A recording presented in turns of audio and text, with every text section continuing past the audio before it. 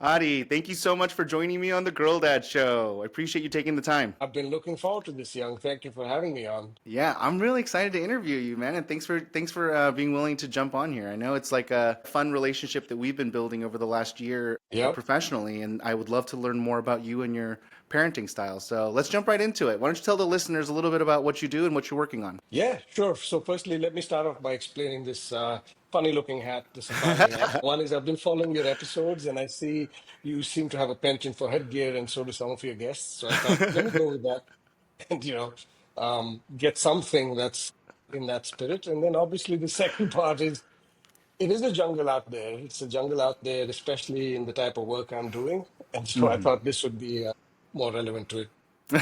Your question, I'll Yeah, take that's it so off in a awesome. I minute. appreciate you checking out the episodes and noticing that I wear a hat a lot. Yeah, I love wearing hats, and a lot of the guests wear hats too. And I think it's because I always wear hats. But that's awesome. That's why you wear the hat. That's so makes me very happy. And it's a great looking hat, by the way. I love it. Thank you. Thank you. I wish I could have said I've used it in an actual safari. I have not. Hmm. But here I am.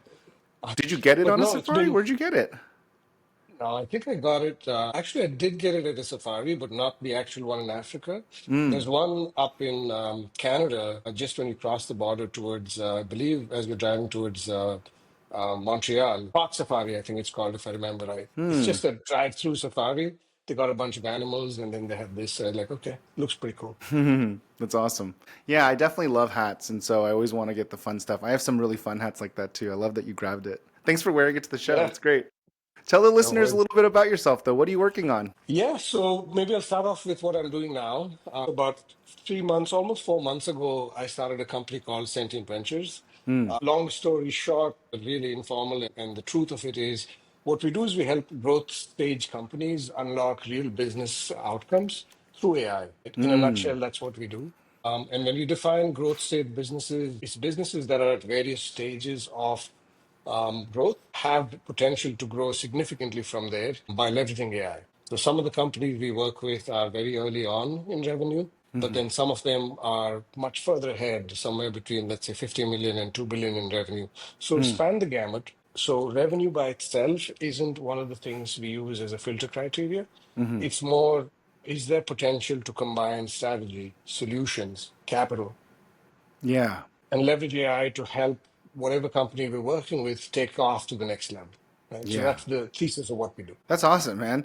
And I know this, so I appreciate you explaining it to me like that for the listeners. But I would love to double click onto it a little bit more because this is a very Yeah. recent transition for you. What were you doing before you decided to go on your own? Yeah, very, very recent, very different right prior to this. So prior to this, I spent about 5+ years, almost 5.5 years over at Amazon. There was a leading group called Strategy Services, Strategy and Advisory Services. What we essentially did was kind of similar to what we are trying to do now at Sentient, except we would one do that with mostly Fortune 100 and Fortune 500 companies, number Hmm. one. And number two, obviously the intent was to help those companies grow and succeed in whatever they're doing, but with the lens of can we leverage Amazon products and tools and culture and services and things of that nature specifically to help them in their journey.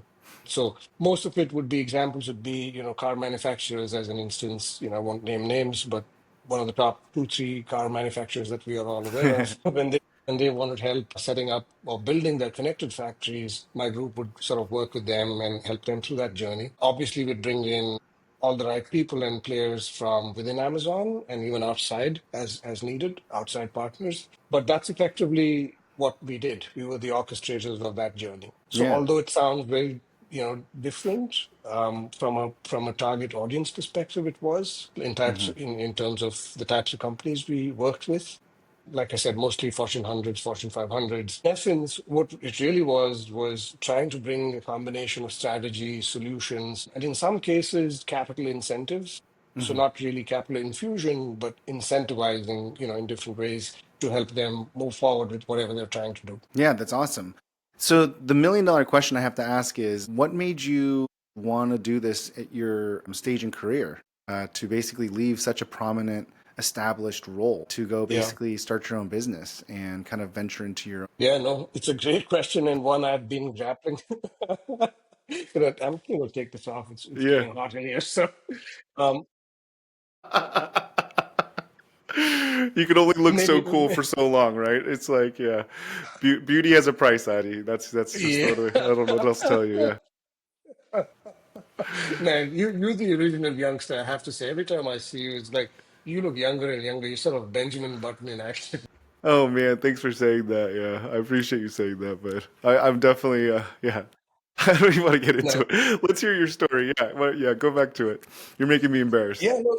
I'll switch back to yeah, it's a question that's crossed my mind several times. In fact, I thought about it for over a year. I'd say maybe even 18 months. Things are Oh great. wow, Yeah, because, you've been thinking about this for 18 months. almost, yeah, I'd say over a year, coming up to Yeah. maybe 18 months, but definitely over a year. So you've been like percolating on this a little bit of like you like had Yeah. this like okay, that's cool. Yeah, and the reasons were really twofold, right? So Hmm. I was trying to balance the things between the reasons for doing it versus the reasons not to do it, right? And every time I'd sort of fall at the cusp of, well, I'm not finding that one reason why I should risk things at this stage. Like you said, stable career, stable job, stable everything, great company, great people that I was working with, even, and obviously great customers that I was getting to work with. And then I think the aha moment happened, somewhere around, I'd say probably Thanksgiving and Christmas, somewhere in that time frame last year. And we were taking a family trip, and my girls are 14 at the time, 13 and 8, now 14 and 9. And so while we're taking a trip, we were talking, we tend to do this, right? During road trips, we tend to exchange thoughts, ideas. We talk about what I do for work, what's happening in the general world around AI and everything else. And then somewhere along the way, I think my older one asked me, she said, Dad, so you're doing some pretty cool stuff at Amazon. You must be really happy, right? You're at the cutting edge of stuff. And that made me think deeper, because surface level answer to that question was yes. Yeah. But the reality was, because we were focused mainly on, like I said, the top 500, maybe the top 800 companies that are out there, it wasn't allowing me the ability to work with the next 5,000 Amazon companies out there, which are, I think, where a lot of that nascent innovation and nascent growth is sitting untapped, right? So that sort of hit me then, and I started thinking deeper about it. And I had to sort of ideate around the thesis of, okay, I think I need to go out and do something on my own. But what exactly is it a problem worth solving? Number one. And number two, you know this because we've had similar conversations around it. I think there's a difference between a hobby and a business, right? Can this be a viable business? And so one of the things that, I sort of got ingrained in me in spending that much time with Amazon is we tend to ideate a lot. We tend to do that by writing docs, what we call narratives, backed by data. And then we circulate those things around and have people look at it and tear it apart, right? Yeah. So I kind of did the same. I started Yeah. writing docs, one to just get my own thoughts out there, and then second to circulate it around with my trusted network. Yeah. And over time, it evolved. Obviously, there was, a lot of feedback that I received. And then resonatingly, it came back that one, yes, there's an opportunity untapped today, unsolved for, to help growth stage companies have that one place to get a combination of strategy, solution, and capital. And two, myself and some people around me could be the right people to go and try and solve for that problem. Right. So Yeah. when that clicked, I said, yeah, it's time to go ahead and try. Wow. I love it. So you had this kind of desire that prompted some research, and then the research spurred validation, and then you realized that you not only had a market fit, you also had the resources and access to solve the problem. But it all started because your oldest daughter asked you if you were happy. That's really, see, you actually summarized it way better than I said it in that many words. That was exact. Yeah, I'm not just a pretty face. You got to watch out for me, okay? Yeah, I know that. I yeah. just saw it in action again. That's amazing. So I have to ask now because you did answered my next question, which is, tell me about your kids. But you kind of already Yeah. told me that you have two daughters and their age. But what do they think about you starting your own business? Yeah, it's maybe the honest answer is the first time when I said I'm leaving Amazon, they were like, "Really?" Because they're Hmm. always used to seeing, Amazon Prime trucks go by, and Yeah. every day the package shows up, and so to them that's Amazon, and obviously there's Prime and other stuff. So there was obviously some sort of perhaps pride associated with the company I was working for. Yeah. And so at first they were like, Are you sure you want to do this? You want to Mm. leave Amazon?" I was like, "Yeah, I really do." And after that, they're like, Dad, you're doing what you tell us to do, which is go give it your best and, try it out. So yeah, go for it. Oh, I love But I that. tell you, my older one did ask me, she said, does that mean we're not going to be able to take vacations and stuff? Are we going to be able to do all the things we still do? And I said, yeah, don't worry about that. That's okay. The self-preservation kicked in. She's like, "Wait a minute. What does this mean Yeah, for me?" yeah, yeah, yeah. Oh, that's sweet. I love that she's so aware, and that's really incredible that you're able to talk to her about that. If you don't mind me asking, what did your wife say? She's actually, I've sort of, I think early on realized that I'm a complex being. Yeah. My mind runs in various ways that Yeah. sometimes even I can't, fathom and figure out. And Yeah. so she's been extremely supportive, to be honest. She's like, listen, I've seen you as you've been building your team at Amazon, as you've been doing stuff, and I could see you really, really, really enjoying it. And then after a point, more recently, I felt like, you've been thinking about doing something, and there seems to be an unanswered itch that you Mm. seem to want to go and scratch. So go for it. Hmm. We'll support you as needed. Obviously, there was deeper discussions around financials and stability and all that stuff. And once that was sorted through, she was like, "Yeah, just let us know what we can do to support you and go do it." That's awesome. So it was all kind of on the up and up. That's amazing. Well, yeah, I mean, I have to leave out some of the trivial details out of it, but yes, for the most part. Yeah, I feel like it's one of those things that people don't talk about because it's not common. You Yeah. are a established person in your career. You are working for a prominent company, and you're understating the level of success you've had at a really, really well established company and the role that you play. It's a massive risk versus someone that's not at that level. Do you know what I'm saying? To sacrifice that for something that's completely unknown. It's just one of those things that I think is very interesting for me to explore because I also similarly took not even with the amount of stuff that I could lose. You had a lot more to lose to do this. I did the similar thing, kind of in the middle of my life as well too. And I'm on this journey of trying to build for myself, and it's been really interesting to meet people like you and just kind of unpack how that worked and what you think about it, and also just the impacts on the family, right?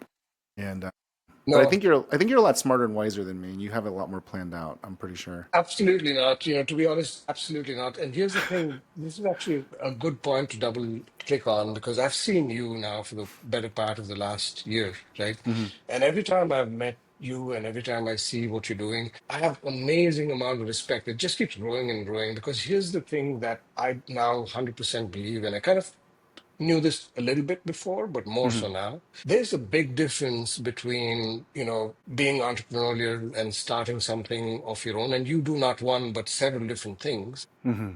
because you don't have the luxury of established systems and processes and, Hmm. people around you that you can delegate to that are marching towards a common goal that is, pre-established before your existence, right? Yeah, You have to come recreate that every single time. And I've seen you do that so successfully every single time. And so that was something that I was honestly keen to explore more of. I'd done some mm. of that earlier on in my career, but not to this extent for sure. And to your point, not at a point where there was a lot to risk there, right? So it's non-trivial. And anyone who's hearing this and is thinking about the same, say take the time, to run through different scenarios in your head before you're leaving a cushy or at least a comfortable sort of corporate career. Because there's something to be said about stability at the right point in time. Totally, And if totally. if you've secured sufficient enough, number one, to give you Hmm. some runway, and then two, if you spent the time researching and as much as best as you can, Hmm. de-risking what you're trying to get into, then I think it might be worth it. And that's why it took so long to actually pull the trigger, to be honest. Yeah. Yeah, it's really interesting because I mean, I would love to say that, it's worth it and all these other things, but to be brutally honest, if I had someone ask me this, I think it was earlier this year, so it's pretty recent. They asked me, knowing what you know now, would you have just stayed at your high-paying tech job, and just not done this? And I said, if I know everything I know now, I would have just stayed. I don't think it was Really? the answer they Wow, were. okay. I don't think it was the answer they were expecting. But it's like you have to I wasn't really. expecting. And sorry, you weren't expecting that either. Yeah, it's like I mean, I love the money. Don't get me wrong. I mean, it's really fun being a business owner and being able to like control Yeah. how much you make and it's just there's no ceiling. There's no incremental amount of money that you can make, and that's like I'm not gonna lie, it's Yeah. really nice. But net, there's like perspective, right? The grass is always greener, you know, Yeah. and it's like happiness isn't always just about more, more, more. Sometimes it's already what you have, and it's just perspective. And Very true. I've been in so much pain, right? The last 4 years of building these businesses have been one of the most painful experiences of my life, and I've cried more Yeah. in the last 4 years than I have in my entire 45-year existence. And Yeah. yeah, it's been righteously hard, right? And so there's a lot of moments where, you know, it's been terrifically hard and challenging. I will tell you that when I think about it from a macro, if I knew everything I knew, Yeah. I'd probably be 55%. Yeah, I'd probably just stay and then just be grateful for what I have. Fully, if I didn't know though what I know, I would always regret it, and so I probably would have done it anyways. Yeah. But if I knew everything I knew, I would probably go back and just stay. Take Wow, my yeah man. Although it makes a lot of sense, I was certainly not expecting it because yeah I get what you're saying. I yeah 100% get it. And it's not an easy journey. There are days when you sort of question, did I do the right thing? Is this the right, decision now? Is it time to reconsider? There have been those days, in the yeah last 4 months or so for me as well. yeah. But I feel like, one of my favorite books is The Hard Thing About Hard Things by Ben Horowitz. Wait, that's your favorite book or one of your favorite books? So Okay. this one in this context for sure. In this Yeah, that's my context, right? literal favorite book, Adi. That's why Oh wow, I was picking at it. Yeah, I'm like, what? That's awesome. Go ahead, keep going. Sorry, I that's just got excited. insane. Yeah, I thought we just became best friends. That's why I was like, wait, is that your actual? Keep In going, this man. Sorry. context, it just came to mind because there's so many things in that book that I've started reading it much more now, and there are Yeah. times when I flip through some chapters, I've got some key excerpts from it that I keep handy every now and again just to go back Mm-hmm. and reference. But that's really it, right? And so one of the biggest things that I took away from it is when Ben says he's talked to a bunch of different CEOs and asked them, what made them successful? And he said the ones that were mediocre or didn't really end up doing so well, or the companies didn't end up doing so well, always talked about some brilliant strategic decision or some moments of brilliance or some people or certain decisions here and there. But he said the ones that had the longest legacy and more to show for in that sense said one thing almost consistently, and that's I didn't quit. And so that's a huge reminder because, and you'll also appreciate it. I think you almost said it because in the 4 years, I'm sure there are times when you probably felt, worse than better. But Mm-hmm. then those are cyclical and those are points in time. And I've seen, I think you're underplaying what you do and how many things you do really, really well, right? Mm.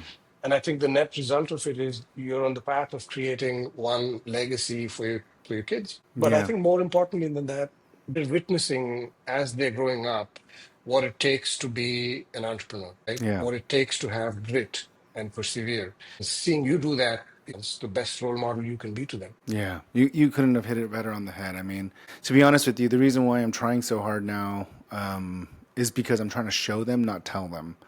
Because I don't know Yeah. how else to teach them grit and perseverance other than role modeling the behavior. And I'm curious.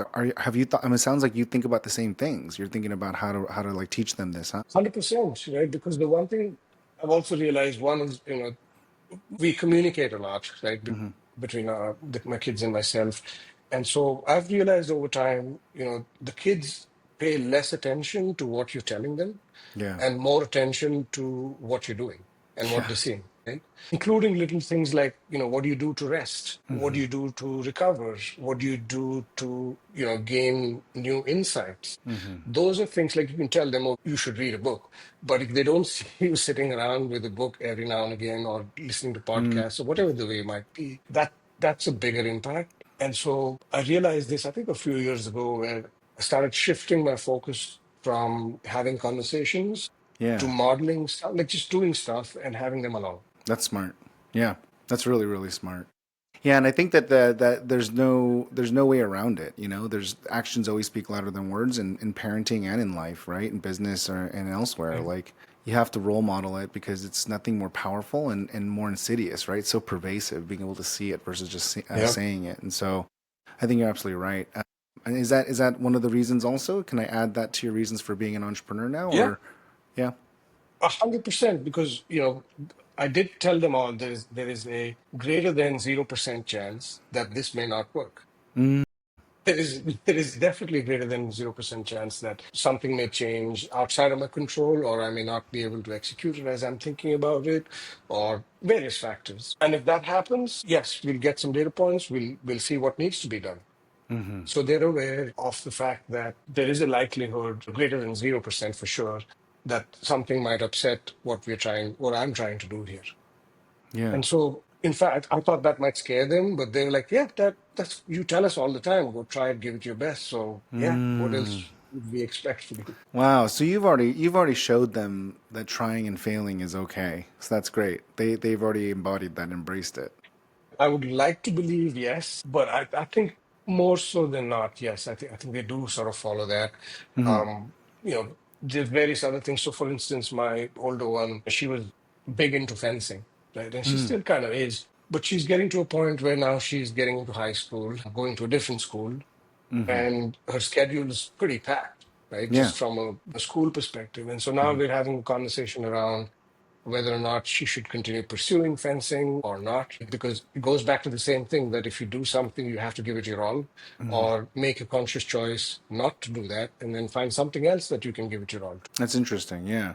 It's kind of the concept of like doing something really, really well. Is that what you're leaning towards? Yeah, that's really it. Because, anything that you want to do well needs time, needs effort, and needs your full conviction.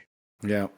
I I love that you said that because now I'm going to hit you with the question that I'm really trying to get at for this podcast. Uh-oh. The whole show is predicated on this question because Uh-oh. it's my journey to figure out how to do two things really, really well. So that's my problem. And my problem is I love being a dad. I love my kids. Yeah, I love being a father. I love being a girl dad. I love everything about the whole aspect of being a dad. My life completely changed when my first kid was born. I also love making money. And I love business yeah. and I love building. So, And I yeah, am having such a hard time bridging those two things together. And they're two loves of yeah, my life. And I'm having a hard time because both require so much time to do well. And so yeah, that's actually the genesis of this podcast is why it started is yeah, because I'm like, other people are figuring this out. Other people are successful. Other people are parents. They must have some insight that they can share with me. And so you are literally yeah. hitting the crux of the point of the Uh, show. Yes. So please let me ask you directly instead of in a roundabout way that I normally do in my episodes. How do you manage being good at being a dad while being good at being a business? wow, man. I mean, I wish I could say that, I've been great at business because I can't yet. The journey's sort of just begun. You've been But I successful could, though. Not everyone gets to rise up the ranks at Amazon like you. I'd still consider that business success. fair enough, fair enough. In that sense, yes. Entrepreneurially, the journey is still fairly early in that sense. But to your point, it's the same. So when I was working for Amazon, I would travel a lot, right? The work Yeah, required it. exactly. There was a point where almost every second week, if not every second week, at least, 2 weeks out of five, I'd be on the road. And usually those would be 4 or 5 day trips. And so that constant pulls and tugs on your time was there even then. And now obviously it's a lot more because, everything sort of comes back to me and I got to figure stuff out. And the one thing I realized from my previous experiences of this, which I'm trying to bring here, and so far it's been okay, is I've realized it's just almost impossible to be 60% present at home or 60% present at work, right? At least for me. It's really hard to do that. Some people can do that and compartmentalize time within the day, right? To be able to spend 1 hour here and focus on that thing work related, and then come back and spend, 1 hour and do kids' activities, and then go back and focus at work. I can't do that, right? Maybe it's the type of work that I do, or maybe it's the type of person I am. But for me, compartmentalizing within the day doesn't work at all. And so I've realized that all I need to do is expand my unit of time. And so if I cannot compartmentalize within the day, then I try and compartmentalize within the week or within the month. So for instance, I'll give it a burst of, 4 or 5 days when I'm just work focused, right? And I'll try and carve out that time, either just hold myself in my office, or go somewhere else away from things so I can keep the focus there. And then when I come back, then the next burst is directed towards family. So this summer, it's a good example, because kind of summer's almost over, they're going back to school now. But I realized once they're back to school, even if I want to, I won't have the ability to spend as much time as I could with them then over the summer. So we did 2 road trips. right? We did, Nice. 2,000 miles each way. We spent quality time together. And I remember during those road trips, I was getting work calls, I was getting emails. I knew as I'm driving this stuff, I'm not answering work-wise. But then I tried to work around it that every 2 days into it, I'd sort of wake up early, between 4 and 6 and sort of get to some stuff, or then late in the evenings. That kind of worked. And so I'm still trying to figure out, but I think the general way I've been approaching it is sort of compartmentalizing, not within the day, but in bigger units of time.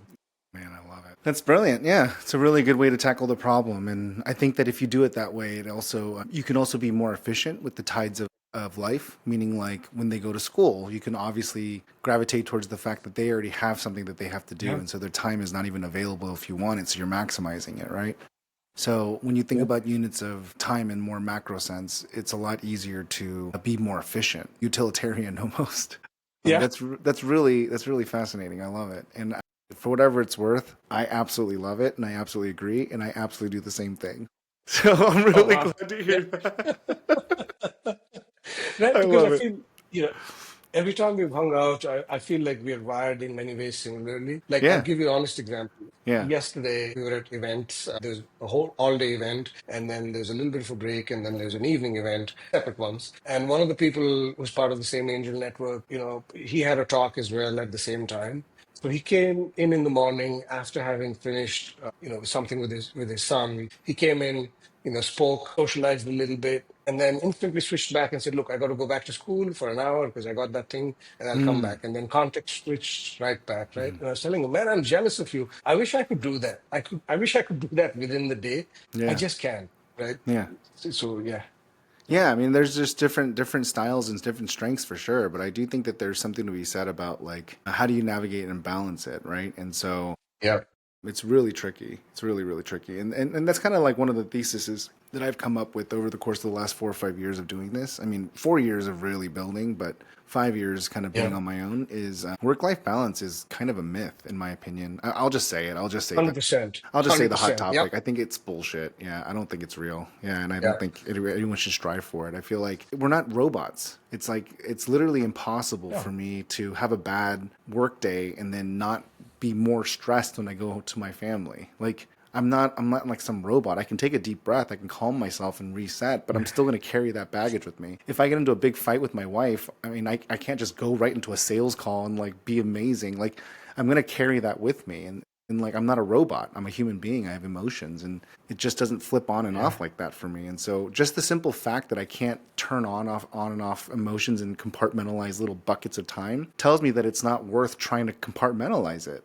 I just try to integrate everything and just try to be the best that I can with what I have, in the moment. 100%. I couldn't agree more with you. Hmm. This whole concept of work-life balance, that I think the narrative is slowly starting to shift away from it, and Hmm. more mainstream media is covering the fact that, yeah, there's no such real thing as work-life balance. You can perhaps choose to create harmony in some Hmm. way, but this whole concept of this elusive work-life balance is a myth. I fully subscribe to that, Hmm. 100%. And Man. funny incident, I've been working a little bit with some former NFL athletes. And so I expected that they had reached through rigor and discipline, monk-like status where, they'd be devoid of all of these sort of issues. And, Hmm. they'd just turn on before a game and go do what they had to do. And overwhelmingly, all of them said the same thing. They said, "There's no such monk-like status. There isn't. What happens outside of the field, naturally, I'm going to carry it on the field. Yeah, I'll Hmm. try and push it away. But it's the same thing, whether it's, athletes or whether it's us doing stuff, in the business world. Like you said, you cannot completely shut off something that is so deep Hmm. into your psyche or emotional sphere, and then switch off, context switch completely differently, and expect to perform at your best. Yeah, I agree. Yeah, and then it kind of leads to the next thing, which is like, then what is it? And then I just feel like for me the solution is more around like work life integration. And Yep. if that is the case, then that's where I got to the concept of like doing these time boxes in sprints and longer. That's how I got to the same conclusion you did. Is just kind of this concept of work life balance and how hard it was and how illogical it Yeah. was. And then the only logical, anyways, you get where I'm going with this. Yeah. But it Yeah. is Yeah. funny how Yeah. similar we are, Adi. I had no idea. This is why these podcasts are great. Now we can talk about personal stuff instead of just business all the time, right? No, absolutely. I mean, shout out to you on that. And I think I've told you this personally as well. You're on season 5 now, right? That's, Yes, sir. doing this in addition to all the things that you're doing was one of the best things you did, I think. And it took commitment, it took grit. And to do it now in season 5, man, hats off. Like Hey, thank literally you. hats off. My Thank hats you. off to you. Thank you for wearing a hat to take it off and give me hats off. But I will say thank you for saying that. I don't think people understand how hard it is to do something for that long, especially when it's not your core thing, right? It's just like Yeah, this is just like yeah. my special project. But I will do some self-deprecation here because my wife would actually like me to stop. She makes fun of me all the time. She says, "Can't you just get therapy like normal people and just stop podcasting and just go see a therapist like a normal person?" That's So funny. I will say this is the most expensive therapy form of therapy I can get. But I love talking to parents and I love talking to business people, and it's like the collision of two things that I love dearly, just like colliding in one thing. So for me, it's super fun, and it's super fun learning from people like you that are way more successful than me and have figured a lot more things out. And so I really appreciate your time and just your insights and knowledge. No, Young, honestly, thank you. Thank you for your kind words. I'll say one more thing about your podcast. Hmm. One thing your wife probably, you should probably show this to her. I bet you get comments. And I can tell you in speaking with some of the other people that I have shared your Hmm. podcasts with, you know, there is a lot of value to people who hear this, right? They're also grappling with the sort of the same questions. And just putting this out there in this format, which is so conversational, free flowing, obviously not scripted, it's not even edited now. I think that carries a lot of value. That realness means a lot to people. So you're not just helping yourself, you're helping a whole bunch of others who are listening to this. Well, thank you for saying that, and thanks for being a listener. I appreciate it. Let me jump into my rapid fire questions that I like to ask every guest because I know Ooh, okay. I like to keep on time with all my guests because I know I invite really important people to my show. It's always so hard to get people on the show and schedules. But let's go into it. Yeah. So, one piece of advice you have for parents or soon to be parents that you would give? Wow. I'd say there's a lot of literature out there. You'll obviously be getting a lot of advice from a bunch of people. And I think that what it tends to do is you tend to start thinking you need to be a perfect parent. I don't think Mm. there's any such thing. And so I know I went through this and I had all this weight of expectations that I set for myself. No one set for me. And so I realized after having the first now the second that you don't chase perfection, you just chase presence, just being there Mm. and being open and honest with each other. That's all it is. Just chase presence, forget perfection. Oh, that's beautiful. I love that. That's absolutely accurate. And I also fell fallacy to that as well too. I tried really hard to be perfect. Yeah, and it's fun because you think about your first kid and your second kid, and you're like in a lot of funny ways. Your second kid gets like nothing. Yeah. Yeah, you're fine. Dust it off. Keep going. Keep going. You're fine.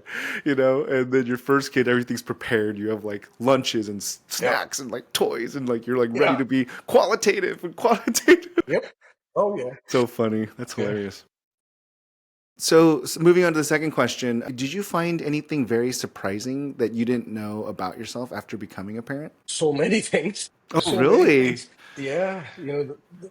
I think the one way I can summarize is I didn't realize having children would mean having literally mirrors walking around you all the time, Oh, right? They're constantly reflecting you. yeah, And so yeah. to me, that was the biggest thing. Oh gosh, I didn't think I'd do this, or I didn't think it, looks like this, or it has this effect. Oh, So wasn't prepared for it one bit, and mm, broke a lot of myths that I had about myself in my own head. yeah, Kept me real, kept me grounded, and yeah, yeah, you could appreciate this as girl dads. I think girls will do that to you. Say yeah. it like it is, Oh, yeah. and when you hear it from them, it brings you right down to earth. Oh, yeah. It's so funny. That's so accurate. And I'm literally like feeling that comment so much because I definitely feel like my oldest is very much like me and it's so frustrating. And I just like want to squeeze her face. And I'm like, is that, oh my God, that's me. Oh, it's so funny that you just said that. That's so funny.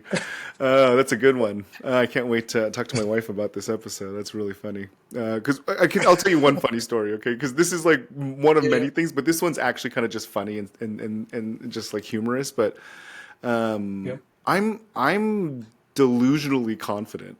Like I'm like I just think I'm the best. I just walk into things going, I'm the best, and I'm yeah, just awesome. And I just have this like I don't know how to explain it. I just have this deep seated confidence that I'm amazing, right? And my Yeah. oldest is just, she has that same delusional confidence. And she's like a terrible singer and she'll sing songs and like she's like the best singer in the world. And then she'll like look over at us, be like, wasn't that awesome? And we're just like, no, it was horrible. It was the worst. But she's like, you loved it. You loved it. It was good. And she just like walks up. That's And so my funny. wife and I are just like laughing because I'm like, is that me? She's got that from me. Yeah. And she's like, oh my God, it's so funny. Just delusionally confident. It's so amazing. That's so funny. That's hilarious. My younger one does that with her dance. She's got a quirky sense of dance, right? And she Yeah. just dances like literally no one's looking. She don't care, I right? She love that. absolutely doesn't care.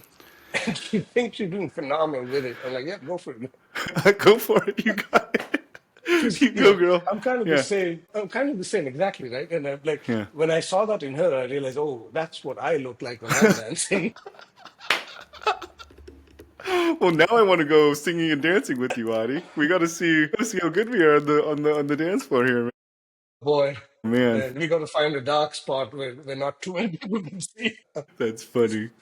All right, let me bring this home. So, a favorite book and or books if you have more. I mentioned the hard thing about hard things. Yeah. That's been my go-to recently. And then otherwise, I tend to kind of haven't been able to read as much as I used to be honest, Hmm. because you know this, right? You just are pressed for time. So I started Yeah. doing audiobooks and podcasts. Mm. So one of the people I follow more recently, obviously Joe Rogan, I tend to, but his episodes tend to be a bit too long for me to consume in full format. Yeah. And so Naval Ravikant, he's been somebody who I've been Mm. listening to quite a bit because I feel like obviously he's hugely successful, but he's also been an entrepreneur many Hmm. times over. And his advice sort of and his thought process seems to resonate with where I am right now in my Hmm. my own personal and mental journey. Hmm. And so I tend to listen to, and his podcasts or whenever he participates, they're usually short form, right? They're not the 2 hour, 3 hour ones. Yeah. So I've been sort of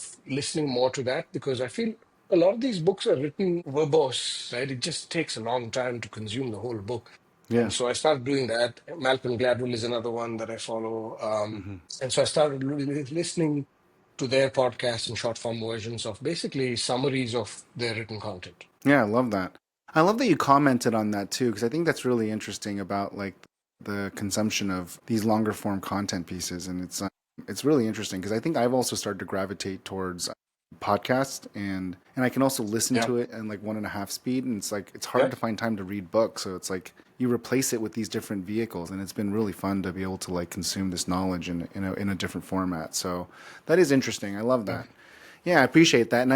And I know this is not part of my rapid fire questions, but I have to ask because if you do listen to Naval, what do you think about his parenting methodology or his principles of like kind Mm. of no non-parenting parenting? I mean, it's very unorthodox and controversial. So Yeah. I just want to know what you think. Yeah. I mean, I don't parent that way. Let me put it that way. And it's and it's perhaps also got to do with two things, how I was brought up as a child, right? Hmm. And so that obviously has an impact somewhere deeply in terms of your subconscious, in terms of what values sort of guide Hmm. your parenting style.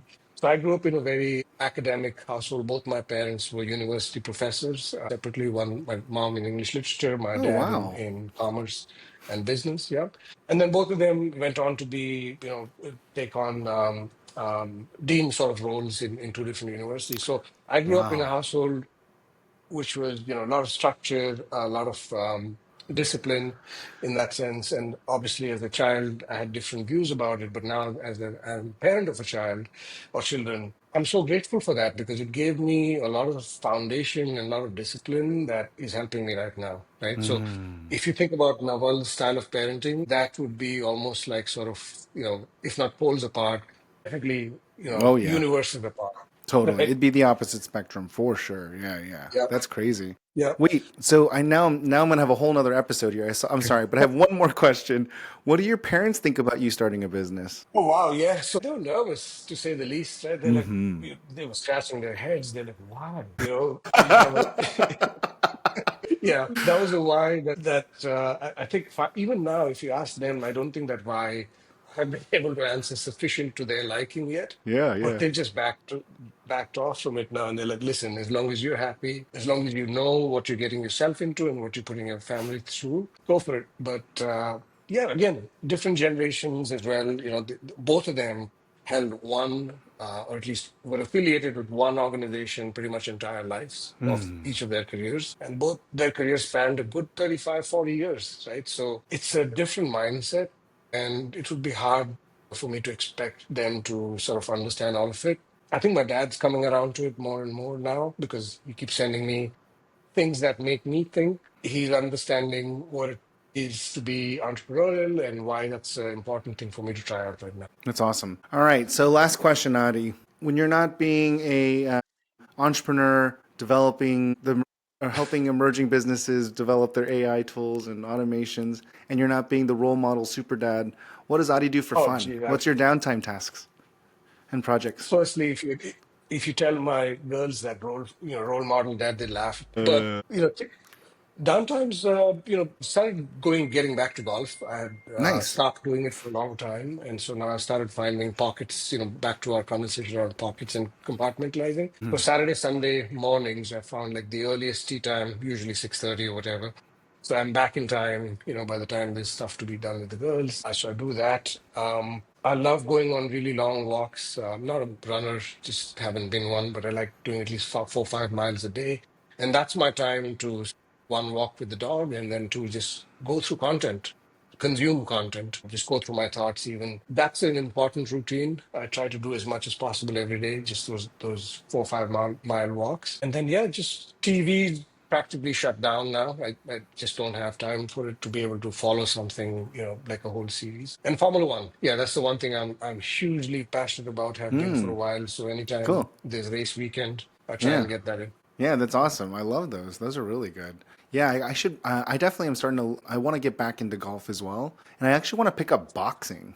I think those are the two things I Oh want to wow, start. Yeah, I want to like start man. learning how to do. I don't know. Sounds fun, you know. And Wow. then Yeah.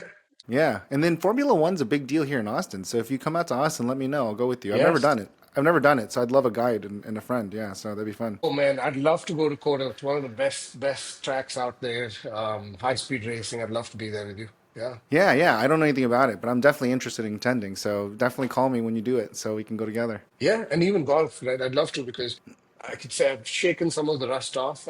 I'm coming back to shooting in the early 90s and hopefully 80s. So some of the rust is gone. I'd love to come back and play with you as well. Yeah, that'd be fun. I'm not good at all. So yeah, you're already beating me, so we'll be fine. But yeah, I'd love to play with you. But this was really fun, man. Thanks for taking the time to do this interview and share a little bit about your parenting side and personal side, man. It's really nice to get to know you No, better. man, it's been an absolute pleasure. Thank you for having me. I've been looking forward to this for a while, so thank you for having me. Yeah, I really appreciate it, man. And thank you so much. We'll talk soon, okay, Adi? Perfect. Talk soon. Thanks, sir.